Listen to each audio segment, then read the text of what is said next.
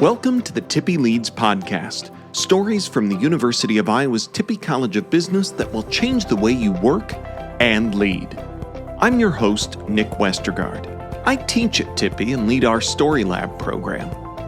Each season of Tippie Leads, we focus on a grand challenge in today's changing world of work. This season, we're looking at how you can be the CEO of your life. Previously, we've talked about vision, habits, and balance. But one question that we should be asking that we're not is, who else are you? Beyond your job title, your industry, your lane, what other interests and talents do you have that you might be leaving on the table? Luckily, Alexandra Nica is here to help us push beyond our discipline box. Alexandra is a professor of instruction and director of undergraduate studies for the economics department at Tippie. Her focus is on helping our students to not only understand economics, but to push beyond the limitations and lanes that they might put themselves in. Originally from Romania, yes, near Count Dracula's castle, she was the first in her family to earn her doctorate abroad. When she's not in the classroom, she can be found competing as a concert pianist at the international level. Alexandra is truly someone who practices what she teaches. After that, we'll hear from Tippie alum Kyleigh Selepa, whose story about finding her calling started a little closer to home. And, as always, we'll bring it all together with a final tip-e just for you. Ready? Let's get started.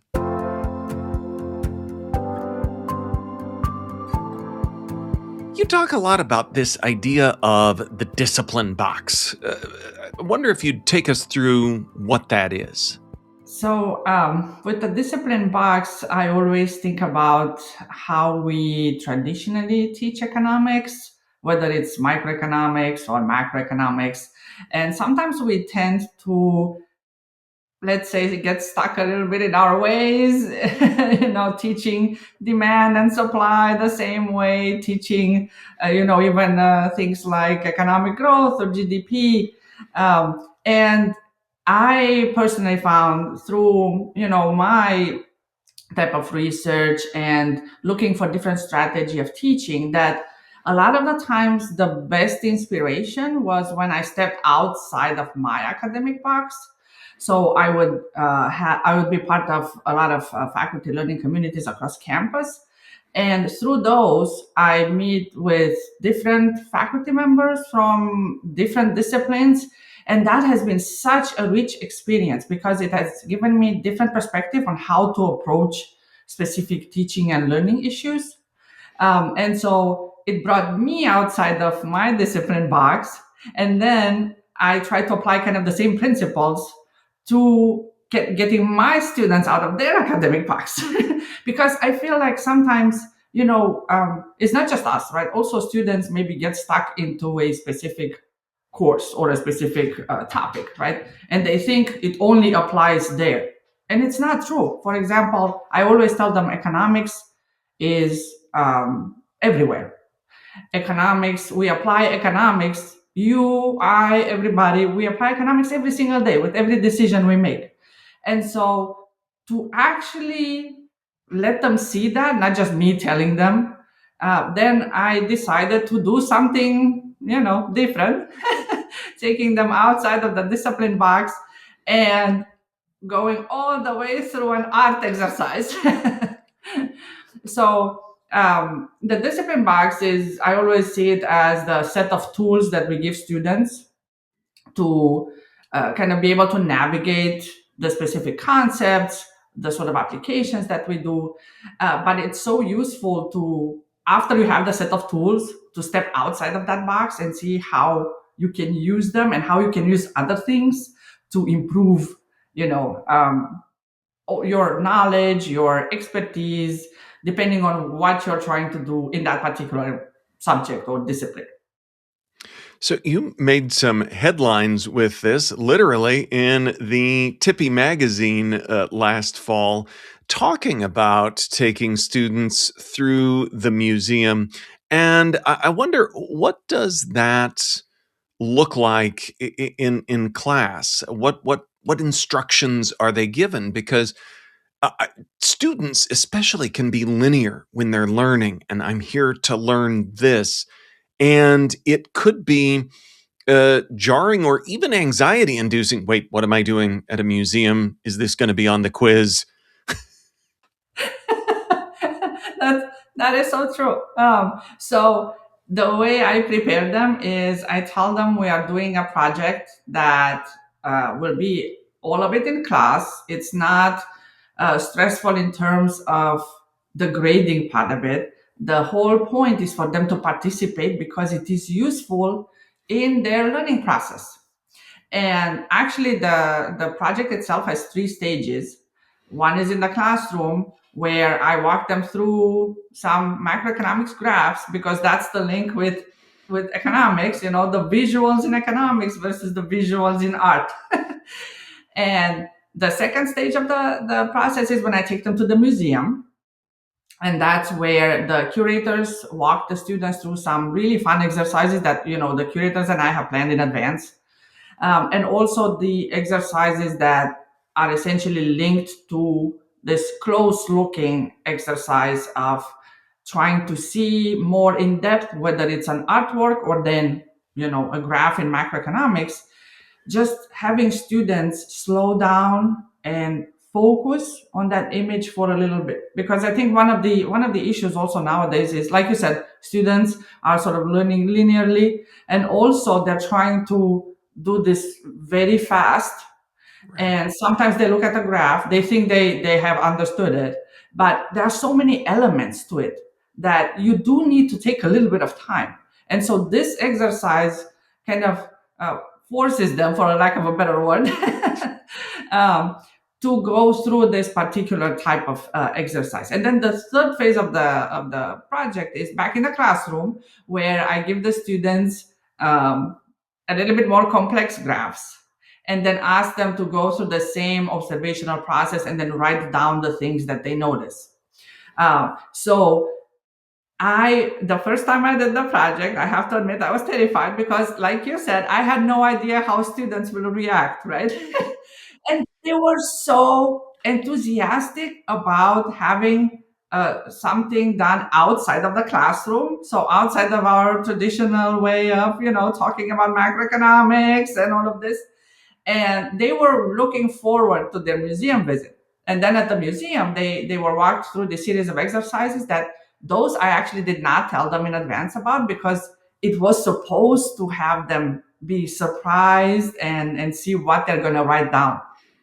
Um, and it has been a really, really positive experience. I got great feedback from many of my students, and now I've done the project twice, and this semester is going to be the third time.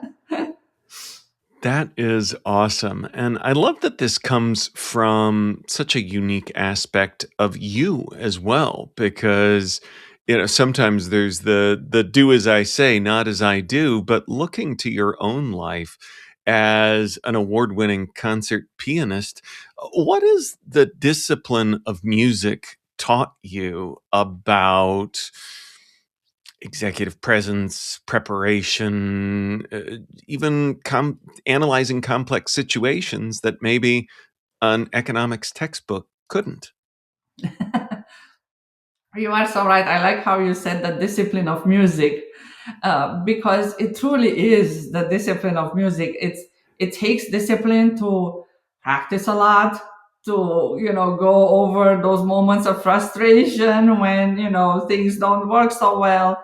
Sometimes it takes quite a while to prepare a piece until it's stage ready, because sometimes you can have a piece but it's not stage ready yet. So there is a difference, right, between having something that you know, but then also able to present it. And this is so true for teaching too, right? Sometimes you think you know something, but until you have to actually teach it or explain it to somebody, that's the moment when you actually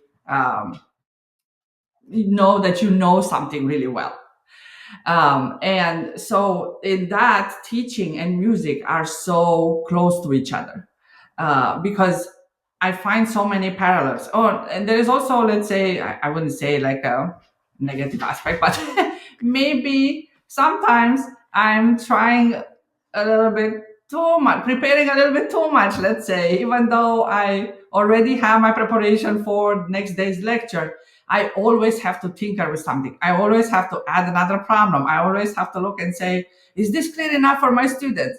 So I think that also comes from the discipline of music, because I have been so used to having to, you know, I don't. This will also not sound too great, but like be perfect, right? You need to be perfect with your music to be on stage with it, and so it kind of translates also into this other aspects where you're trying to be always have everything set, and sometimes it's you need to adapt, and that also happens on stage too. So I did have moments even in competitions when sometimes your brain just says, oh, I forgot this particular range of your music, even though we have practiced this a million times.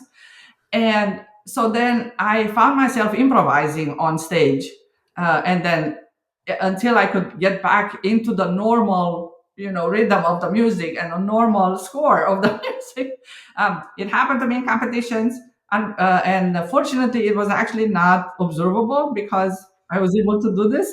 So I think also in teaching we do this a lot as well, when we get questions, when you have to adapt specific problems for student understanding, depending on what exactly you see that they're maybe, let's say, struggle with a little bit, some of the concepts that are a little bit more fuzzy. um, and with that, I'm kind of going now into a little bit of a tangent, but I always, for instance, ask my students after I talk to them about a specific concept to take a little bit of a pause and write down at least three key elements that they remember from what I said, and also write down whatever still is fuzzy. And so this also helps them, I think, focus a little bit.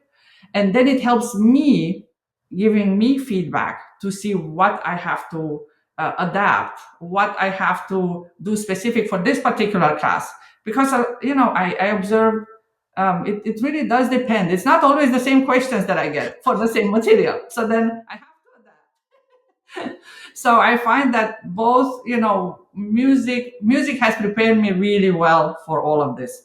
And the other thing, which is really interesting, is I have the same kind of, let's say, it's not quite stage fright, but somewhere in there, before I go on stage versus before I go into a large lecture. Yeah. And I am nervous ahead of time, usually a day ahead, or sometimes 2 or 3 days ahead, an hour ahead. Once I step on stage, once I step to that podium in lecture or on the stage for the piano, I'm fine. My stress disappears. But until then, I'm, uh, that stress sometimes can be a little bit overwhelming. So, but it's interesting how it's exactly the same kind of feeling, the same kind of evolution of how I go from preparation, still being nervous about it, and then when I'm on stage or when I'm at the podium in the classroom, then everything settles down and I'm fine. So I always draw this parallel about all of this is almost like a performance every single time, sort of that presence either on stage or in the classroom. So we talked about younger students being linear and focused. But something that happens when we advance through life is that as we're working, we tend to view our hobbies or outside interests as distractions from our core work. How do you navigate finding something like you have with music that I can see that this while totally different, is making me better at that? For someone that might not be as clear on, well, I like a lot of different things, how can I feed the one that's going to inform my work as well? Oh, that's such a great question because uh, I wish a lot of times that I had more time to no more time for my music, because it really does help me. It provides it's almost like stepping outside of the discipline box, but in a different way, right? It provides you that different perspective. You concentrate on something else while your brain is still working on the problem that, let's say, either it's something that I want to teach, uh, or somebody needs to do some research and they are stuck on an idea or on the model, or it really helps to step outside of that moment and do something that you really enjoy, and then everything else will then becomes clearer.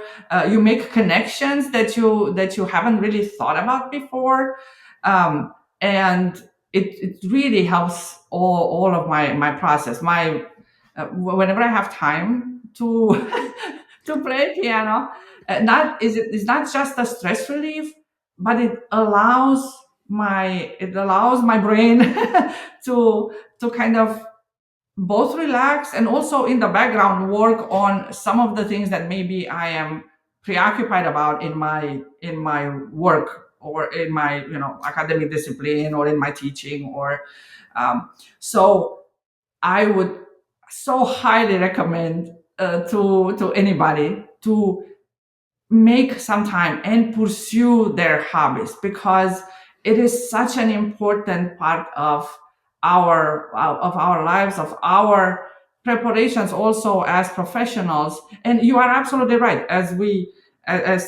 time goes by, sometimes we don't find as much time for these hobbies, and it really is not a great thing to not have that particular time. So as much as possible, I would recommend it. For me, what worked, because if I don't have a deadline, sometimes I do not. So for me, what works is those you mentioned at the beginning. There is an annual concert that I participated, and that is a fundraiser for the Children's Hospital. So having that concert, having that deadline for me really helps me to actually sit down at the piano at a specific time and do something. And so that really helps. So if maybe this type of strategy could also be helpful for other people, that's what works for me really well.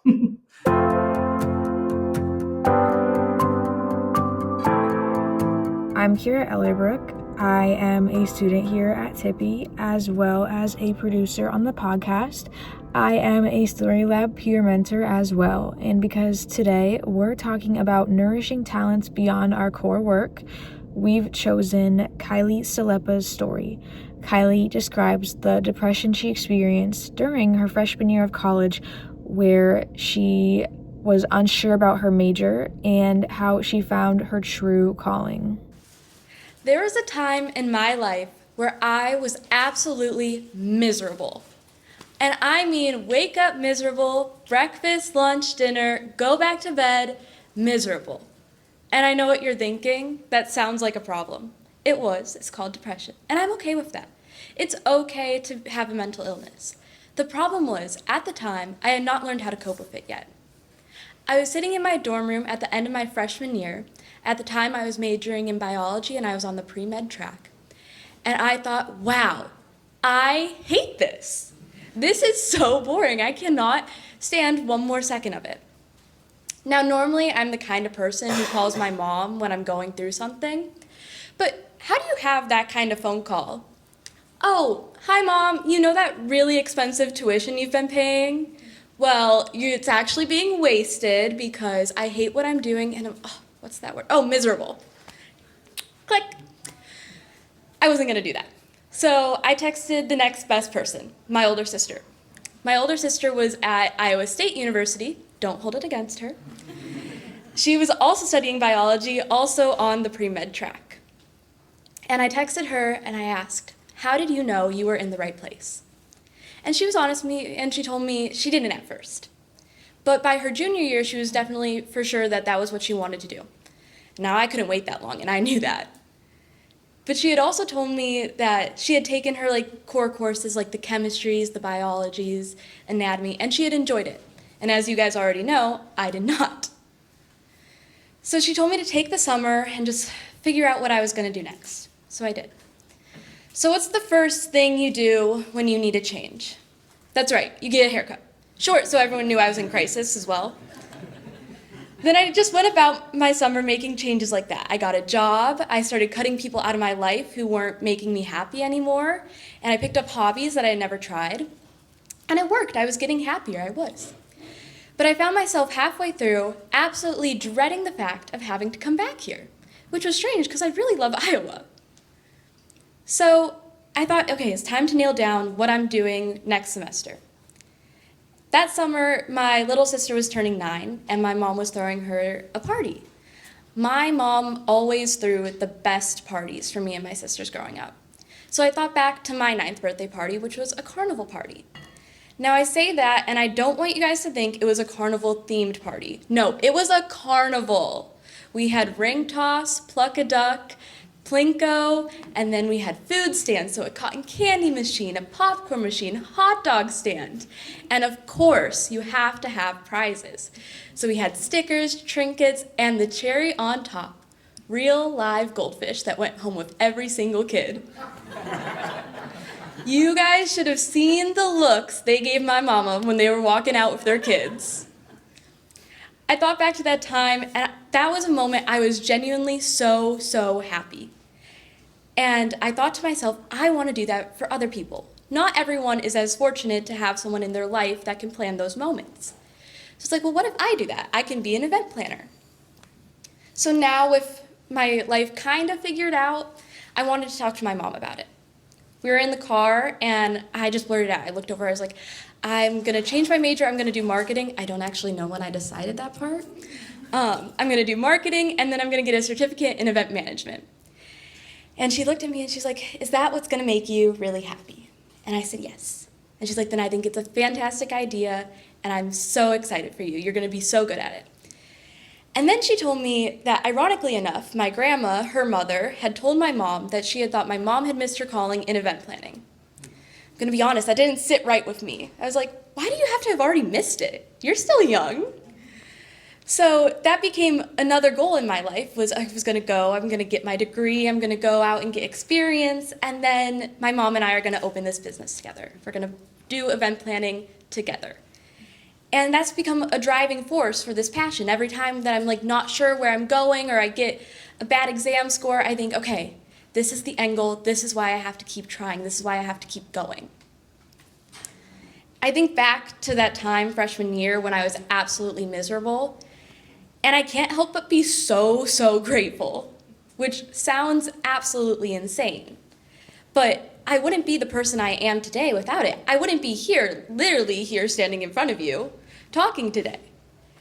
I could have stayed with my life because I was just bored in my major and I could have stuck with it. But because of that added layer of that depression, that mental illness, it really drove me to find change, to find happiness for myself. And that was terrifying, not knowing what was next. But I'm even more terrified if I had just fallen into that sunken cost fallacy and wound up in a life I hated. And now, I can say with 100% certainty that I will move through life, no false starts, no fake happiness, just 100% me and my passions. Thank you. Let's go back to our guest one last time for a final tip E for you to remember in your work. I would say to not be afraid to step outside of the regular routine, the regular department, the regular interactions, because it makes all of the experience, the research, the teaching, and our personal lives so much richer when we have all of these different perspectives. If it's faculty from other departments working on specific tasks, or if it's a hobby, or if it's pursuing music, it is such a valuable thing to do, and it enriches our lives, both our professional lives and our personal lives. And that's a wrap on this episode of Tippie Leads. Big thanks to Alexandra Nica for a conversation that I'm sure will inspire many to pick up a new hobby or dust off an old one. And to Kyleigh Selepa for sharing such a personal story on connection and calling. As always, thanks to Kira Ellerbrook for producing our Student Stories segment, and to the Tippie Marketing Communication team for supporting the show. Next, we're talking about the power of saying no. Michelle Williams joins us to explore how boundaries aren't a limitation, they're a leadership strategy. As you learn to say no, I hope that you'll say yes to this next episode of Tippie Leads. I'll see you there. This has been Tippie Leads, a podcast from the University of Iowa's Tippie College of Business. To learn more about our faculty guests, their research, and more, go to tippie.uiowa.edu/Tippie Leads. If you like this episode, share it with a friend or coworker. Or better yet, subscribe to the show on Apple, Spotify, YouTube, or wherever you like to get your podcasts so you don't miss a single episode. And if you're feeling generous, consider leaving us a rating or review to help others find the show. This is Nick Westergaard signing off. On behalf of everyone at Tippie, thanks for listening, and go Hawks!